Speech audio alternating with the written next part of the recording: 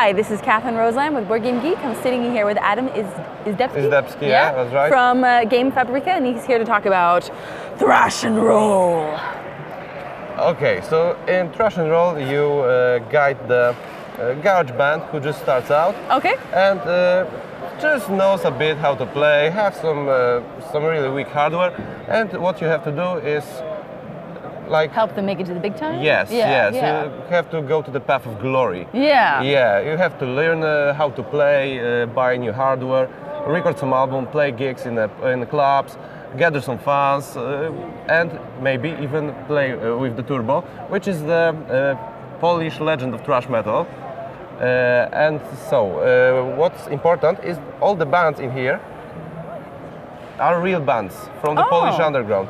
Cool. Yes, and just like fans, each fan card has different art, and it's real people who backed us on a Kickstarter, won competition on Facebook, and something like that. And so the game mechanics revolves around the dice. You roll the dice, and it doesn't matter if you roll 1 or 6. In the void, they are worth exactly the same. Oh. Yes, and let's roll. What matters, you use this dice to perform actions at various locations. Mm-hmm. And to perform actions, for example, let's say here, the most basic location, Metalhead Club. You can go with one dice here, with one die, to perform a rather weak action to take support card.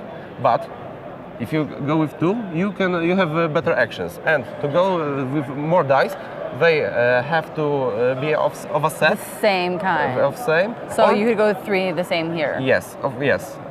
Or form a progression. For example, 4, 5, 6, 5, 6, and something like that. Yeah. So. But the dice is not it's not the only thing, because you also have fun cards and character cards.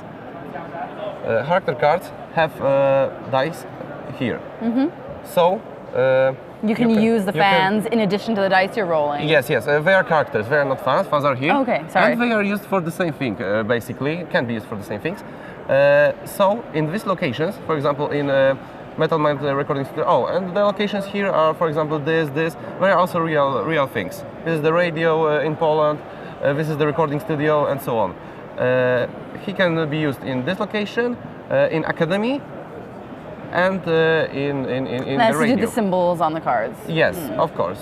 You can see this. And he acts as a die of that value. So, for example, you have one die, and you want to go to the Academy. So, back. And you go to perform an action award of 2. Of 2, yeah. Mm-hmm. You can also make a scandal.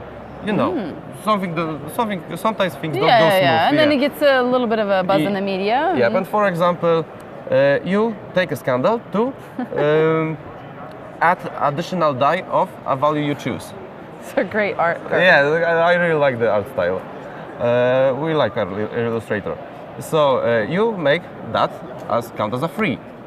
But it's not the end. You can also use fan cards. They have to have different icons. They have this to have the same, but for the sake of presentation, let's assume it's other symbol. You can discard fan cards equal to the number of dice you need. For example, you need the 4th dice, so you discard 4 cards. Ah, okay. And you perform an and if you had needed your 3rd die, you would discard 3 cards. Yes. And the fans have to be used last. And you also record albums, and you take a different position on the charts. So the better the album, the more points you get at the end of the turn. And quite basically, the player with the most fame wins. Yeah. How long does the game take to play? It takes around half an hour, something like that. Nice, quick game. Yes. And the setup is quite easy. 2 to 4 players? Yep. Great. Of course. That's Thrash'n Roll. Thrash'n Roll.